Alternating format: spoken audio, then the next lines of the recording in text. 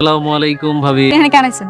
আরে কি বলেন ভাবি, আপনার মতো একজন সৌভাগ্যবান মানুষের সাথে আমি দেখা করতে আসছি। তাও অনেক কোথায়, ও ঘরে নাকি অফিসে? এই সালাম একটা জিনিস, আমি ওর সবকিছু গাইরা নিলাম, রাস্তার ফকির বানাই দিলাম, সেটা কেমন করে জানি আমার বড় লোক হয়ে গেল। আপনার বন্ধুকে আপনি বড়লোক হয়েছে তাই তো?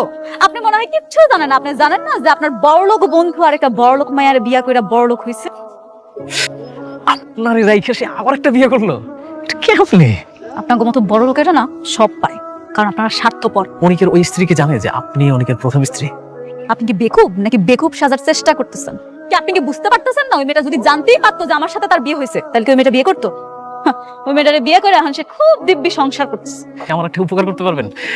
এর লাস্ট অনিক আসলে কার সাথে ওর বিয়ে হয়েছে, একটু যদি ইনফরমেশনটা আমাকে দিন। আমি জানি না, আমি জানতে চাই না। এত উত্তেজিত হচ্ছেন কেন? আপনি শুধু একটু ইনফরমেশন দিবেন। জানবেন নাকি দুধ আপনি আমার মুখ যা বলতেছিস? এটা উপরে উঠছে, আপনি নামান। আচ্ছা আমরা চলে যাচ্ছি।